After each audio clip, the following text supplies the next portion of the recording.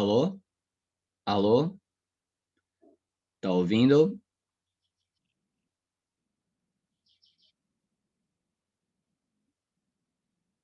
Beleza.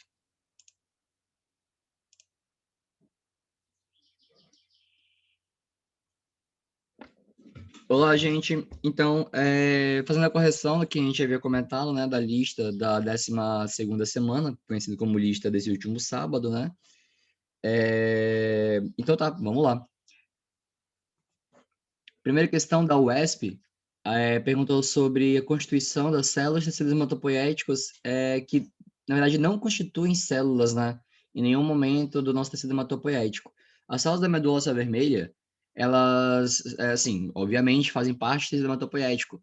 Tanto as células ditas da linhagem vermelha, que são ali os eritrócitos, que é o mesmo que a hemácia, como as células da linhagem branca. Quem é células da linhagem branca? Aí vão os leucócitos, né, que são as células de defesa. Aí nos leucócitos, que são as células de defesa, a gente vai ter tanto células tronco de origem mieloide, que vão dar origem à grande maioria das nossas células, assim como de origem linfóide. Linfóide vai dar origem especificamente aos linfócitos, tá?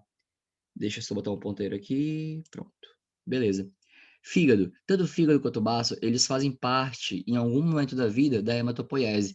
Na realidade, o primeiro ponto, o primeiro local de hematopoiese que nós temos é o saco vitelino, tá bom? Mas logo nas primeiras semanas de gestação, o saco vitelino, ele faz o papel de fabricar células vermelhas. Logo após isso, o fígado e o baço, eles vão ter uma certa participação na hematopoiese, mas o pâncreas não tem, em nenhum momento da vida, hematopoiese, tá bom? Não tem nada a ver. Por isso ele perguntou o que não constitui, o que não constitui era o pâncreas.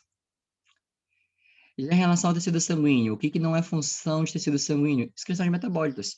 A excreção de metabólitos é algo mais restrito ao sistema renal, por exemplo.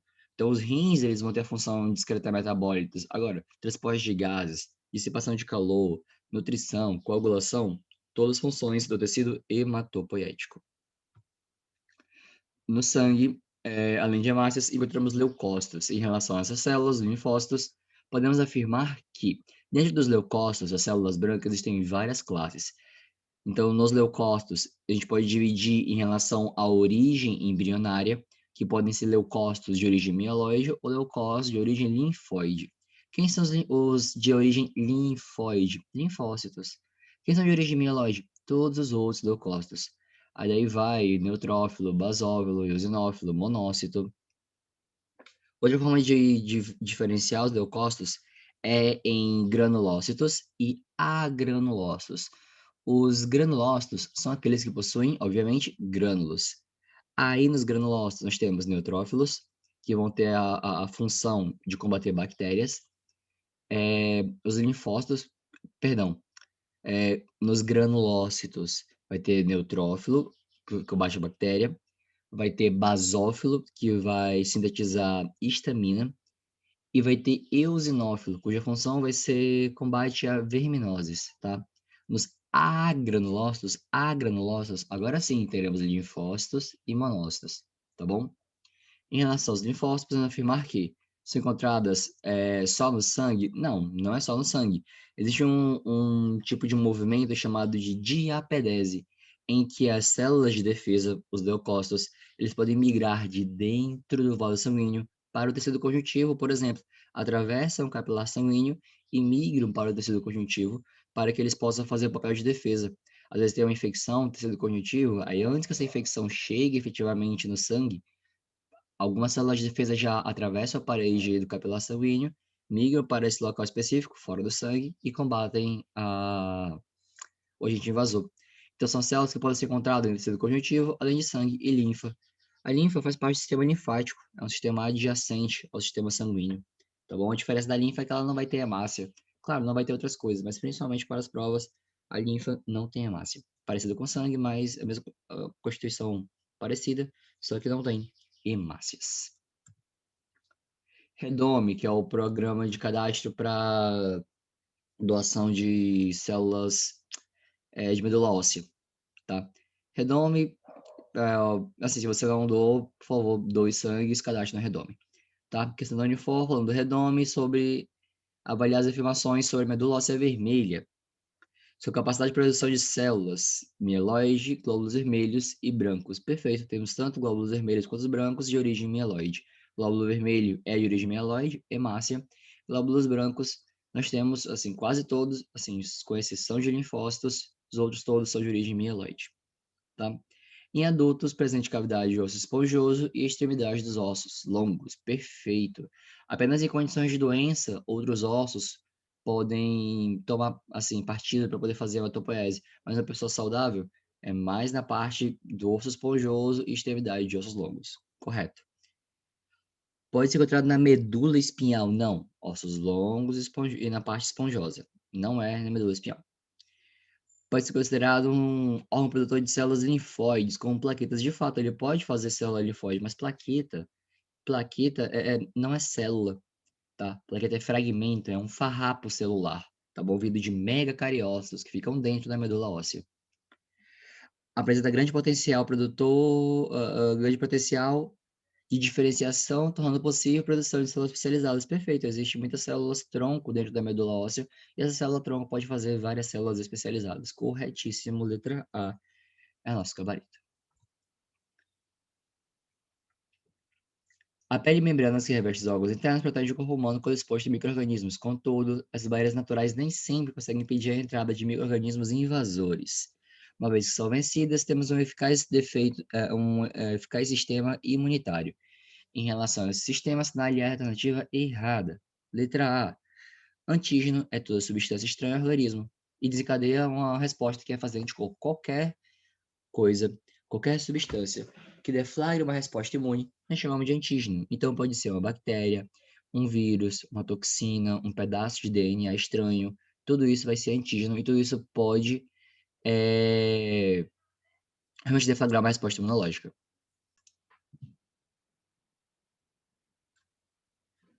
Ok. Como eu havia comentado, agora os linfócitos B de bola. Os linfócitos B são especializados em fazer anticorpo perfeito. De linfócitos, tem duas classes para poder a gente gravar: linfócito B e linfócito T.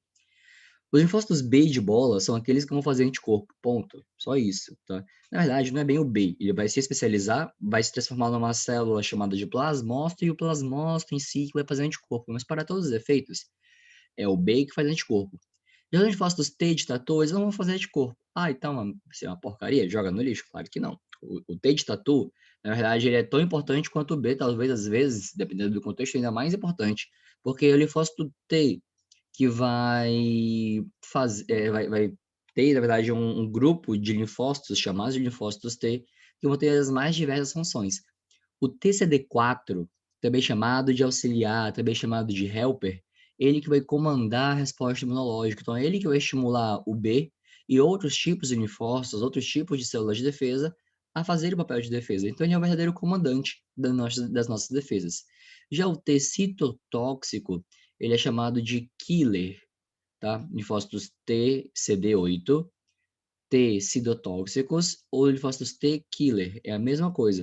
Eles vão fazer basicamente reconhecimento e a morte, vão causar a morte de células no nosso corpo que estejam infectadas, que estejam um pouco diferentes. Então, o B vai fazer anticorpo, TCD8, citotóxico ou killer, vai matar algumas células que são estranhas, células, por exemplo, infectadas por vírus, e ele mata não por fagocitose, tá? Ele mata por liberação de perforinas, que são proteínas que vão perfurar a membrana plasmática da célula infectada. O T auxiliar, também chamado de TCD4 ou helper, ele vai comandar a resposta imune, e o macrófago ele não vai fazer pinocitose, ele faz fagocitose e não pinocitose, por isso está errada. E letra E é o nosso gabarito. Sobre esse assunto, assinar a proposição a seguir, sobre as hemácias. O concentrado de hemácias tem como característica possuir células capazes de favorecer o transporte de oxigênio na forma de bicarbonato. Na verdade, o bicarbonato, ele existe no nosso sangue, só que ele não é transportado na hemácia, ele é transportado na forma de bicarbonato no plasma. Na verdade, o CO2, que é o dióxido de carbono, uma pequena parte dele é transportado pela hemácia, mas a grande parte do CO2 é transportada na forma de bicarbonato. através de um sistema, formando um sistema que nós chamamos de sistema tampão bicarbonato. Segunda, o concentrado de plaquetas possui em seu interior células. Não. Embora de fato plaqueta faça coagulação e seja importante para o equilíbrio e para a homeostase, plaqueta não é célula, plaqueta é fragmento celular. 2 também está errado. 3. Sendo um tipo de tecido conjuntivo, sem se caracteriza por grande quantidade de substância entre as células, grande matriz extracelular, perfeito, que é o próprio plasma. 4. Plasma sanguíneo, rico em proteínas, imunoglobulinas e é importante processo de defesa do organismo. Excelente. Gabarito 3 e 4 corretas. Letra C de casa. Sétimo. O gráfico ilustra a concentração de duas substâncias, 1 e 2, processo de coagulação. 1 e 2 são o quê? Notem que enquanto o 1 está descendo, o 2 está subindo.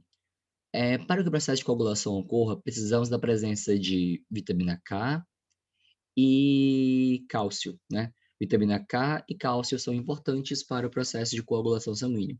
Quando a vitamina K e o cálcio estão funcionando, a tromboplastina ativa a protrombina. A protrombina vai sendo consumida e se transformando em trombina. Então, a protrombina vai sendo consumida e, proporcionalmente, vai formando trombina. Letra C, o gabarito, tá? Então, a vitamina K e o cálcio, eles são importantes para o processo de coagulação, mas quem guarda essa relação direta de consumo e síntese é protrombina e trombina, fibrinogênio, que se converte em fibrina. Então, esses poderiam ser os gabaritos, tá bom? E o que bate aqui, letra C de casa. Agora para tecido muscular. A alternativa que preenche corretamente espaços de 1 a 4. Bom, embora essa você possa confundir com essa daqui de cima, as características deixam bem diferentes, né? Elas são bem diferentes. Aqui em cima, você tem uma contração voluntária. O único que é contração voluntária no nosso corpo é a musculatura estriada esquelética. E, claro, vão ter vários núcleos distribuídos em um tipo de fibra que é mais cilíndrica, com vários núcleos periféricos. Característica de tecido esquelético. Perfeito. Esse formato fusiforme nós temos de forma muito característica o tecido muscular liso. Então, o tecido liso, que tem esse formato fusiforme, que é bem diferente dos outros, vai ter uma contração involuntária e vai ter apenas um núcleo por célula. Característica específica, muito específica do tecido muscular liso. Já o estriado cardíaco, contração involuntária e no máximo 2 núcleos por célula. Letra E, o gabarito sem grandes mistérios, tem que saber como que é a histologia dos 3 tipos de tecido muscular, tá bom? Tem que saber. Analise as informações a seguir. Os discos intercalares, que são as comunicações existentes direto entre as membranas plasmáticas das células estriadas cardíacas, tá? Dos cardiomiócitos, são junções do tipo GAP, junções comunicantes, que é apresentadas pelas células musculares estriadas cardíacas nas ramificações de conexão com as células vizinhas. Perfeito. As células cardíacas, elas possuem uma íntima relação entre elas. Essa íntima relação, essa membrana que gruda os cardiomiócitos, as células musculares estriadas cardíacas são chamadas de discos intercalares, tá? Uma característica muito presente no tecido conjuntivo. Isso, conjuntivo não, cardíaco, e só no cardíaco, tá bom? Só no cardíaco. Nenhum outro músculo vai ter disco intercalar, apenas cardíaco. 2. O tecido muscular cardíaco é de natureza lisa, não, é de natureza esquelética, tá?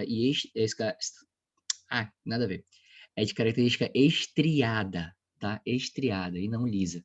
As estriações dizem pra gente a organização daquela fibra em sarcômeros, que são as unidades contráteis, tá?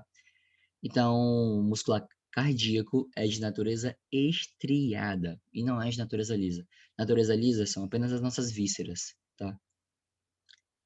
2 tá errado.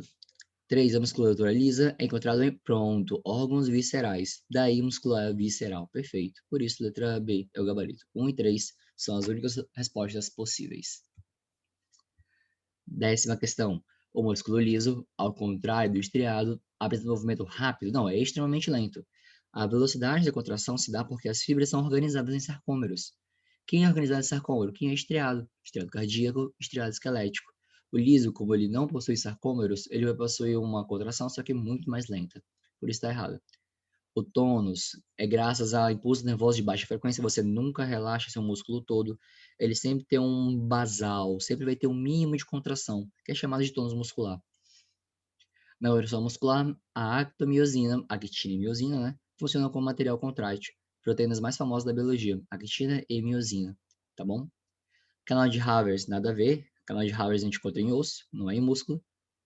A fadiga muscular é pelo acúmulo de ácido lático. Na hora que começa a faltar oxigênio para o músculo, ele troca seu metabolismo aeróbio para um anaeróbio e começa a consumir aquela glicose, e em vez de entrar para o ciclo de Krebs e fazer a parte aeróbia, na verdade ele vai tomar a via anaeróbia e vai começar a fazer fermentação lática, tendo como produtos o ácido lático. Tá? Aqui os canais de Haber, tá? Canais de Haber são canais verticais, canais de Volkmann, canais horizontais, tá? Canais horizontais de Volkmann, canais verticais de Havers. Mas isso aqui na estrutura do osso.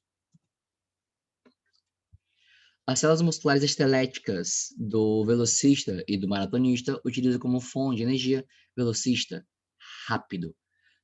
Atividade curta e intensa. Não dá tempo de fazer respiração aeróbia. O velocista, ele tem a energia da explosão muscular, porque o nosso músculo, ele retém, ele guarda, ele tem um saldo de ATP estocado. Então, aquele estoque de ATP, quando o velocista dá o seu disparo de 100 metros, de 400 metros, ele vai tirar energia desse ATP que já está armazenado. Já maratonista que corre por horas, não tem como o ATP durar horas, né? Então, esse ATP armazenado durar horas. Então, o maratonista ele vai pegar a energia dele do sistema aeróbio. A fosfocreatina é muito rápido também, tá? Depois do ATP, é a fosfocreatina que vai liberar, a creatina, na verdade, vai liberar esse fósforo para se ligar ao ADP e fazer ATP. Mas é algo que é muito rápido, transitório também. O que vai sustentar em curtíssimo prazo é o ATP e um prazo mais longo, sistema aeróbio, tá? Respiração aeróbia. Eita. A figura a seguir apresenta uma fração da miofibrila, tá? De fibras. Aqui que a gente está vendo é um sarcômero. Aqui a gente tem as delimitações de sarcômero. O que delimita esse sarcômero, essa linha A linha que delimita o sarcômero são as linhas Z, tá?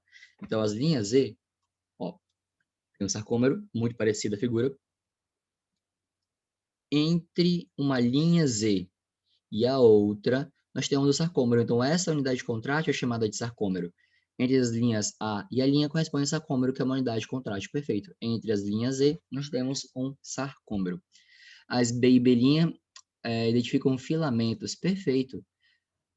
Esse filamento mais espesso, que fica aqui no meio, são os filamentos de miosina. Então, aqui nós temos a miosina, miosina, miosina. Esses mais delgados, mais finos, grudados na linha Z, são os filamentos de actina. A actina desliza sobre a miosina, ok? Para poder ter a contração muscular. A fibra muscular estriada é polinucleada e apresenta contração rápida, perfeito. Inclusive, pode ser rápida voluntária, se for estriada esquelética, ou rápida involuntária, se for estriada cardíaca. As substâncias que geram energia são ATP, beleza, fosfocreatina, beleza, glicose, beleza, beleza. Agora, cálcio não gera energia e ácido lático também não. Errado.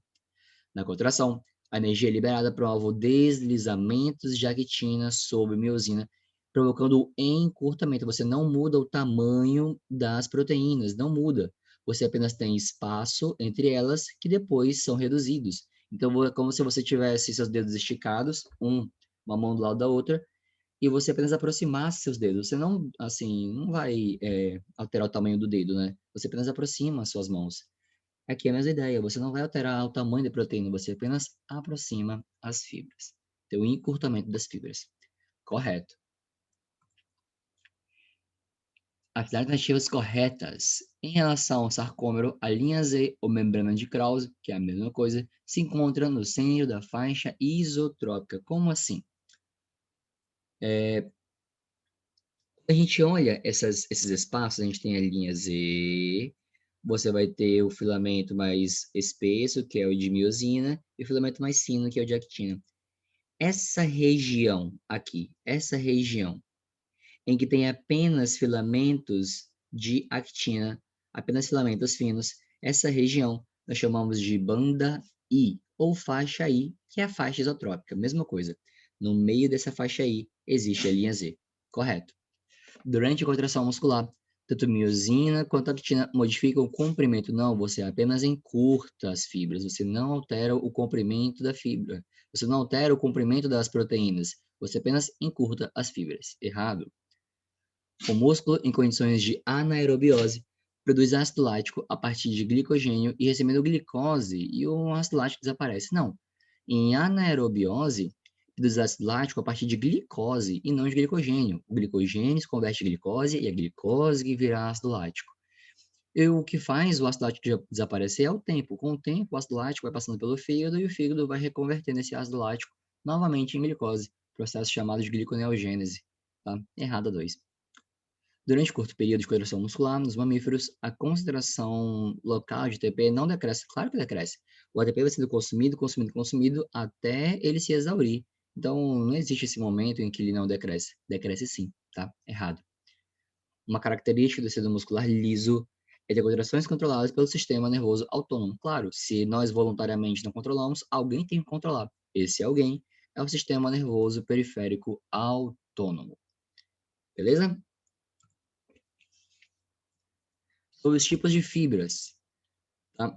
As fibras musculares, elas podem ser divididas em dois tipos: fibra do tipo vermelha e fibra do tipo branca. A diferença é que as fibras vermelhas, elas acumulam mais um pigmento que é característico do músculo, chamado de mioglobina. E a mioglobina, caracteristicamente, tem uma cor mais avermelhada. Então, essas fibras vermelhas, tá? Elas vão possuir mais mitocôndrias, mais mioglobinas. Quem é que tem a fibra vermelha? Aquele tipo de atleta, por exemplo, que não pode fadigar rápido. É aquele tipo de atleta que vai ter um tipo de atividade física mais demorada. Um maratonista, por exemplo.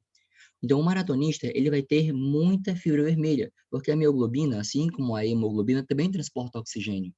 Então, é o cara que ele vai ter um oxigênio por muito mais tempo no seu músculo. Lembra que se não tiver oxigênio, tem ácido lático.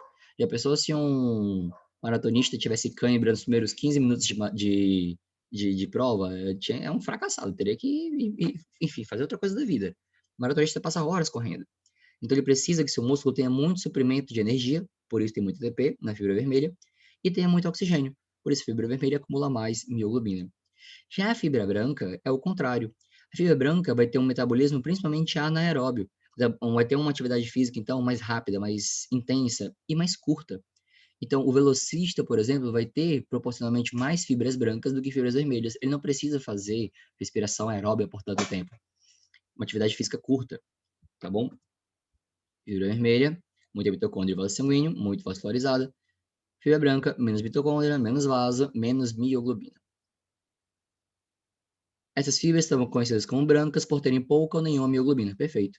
Fibras brancas são pobres em mitocôndria e estão adaptadas às contrações bruscas e potentes. Perfeito. Exercícios rápidos e de curta intensidade. Fibras brancas atingem capacidade máxima de contração mais rápido e com mais força que as vermelhas, embora a atividade seja mantida por tempo mais curto. Perfeito.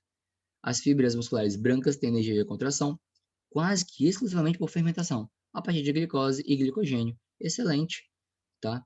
Glicogênio vindo se transformando em glicose e a glicose sendo utilizada para o metabolismo anaeróbio. Não tem tanta mitocôndria, não tem tanta mioglobina, então o metabolismo predominante é o metabolismo anaeróbio, correto. As fibras brancas são pobres em mioglobina e mitocôndria. 14ª letra é o gabarito.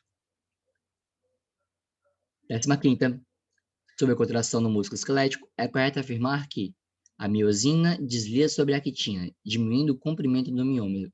É a actina sobre miosina, e não o contrário. Errado. A fonte de energia imediata é vinda do ATP e não da fosfocreatina glicogênio. Errado. Na ausência de íons cálcio, a miosina se separa da actina e tem um relaxamento perfeito. Na presença de cálcio, tem contração. Na ausência de cálcio, relaxamento. Corretíssimo, letra C. A fadiga é o resultado do consumo de oxigênio que ocorre na fermentação lática. A fadiga não é pela falta de oxigênio. A fadiga é pelo acúmulo de ácido lático, tá bom? Não é pelo consumo de oxigênio. Errado. A ausência de estímulo nervoso com lesão na medula espinhal, claro que provoca diminuição do tônus. Se não tem nenhum tipo de estímulo, o músculo atrofia. Ok? Então, assim, nós finalizamos a nossa correção da 12ª semana da nossa turma de iniciantes, tá bom? Até uma próxima e continuem estudando.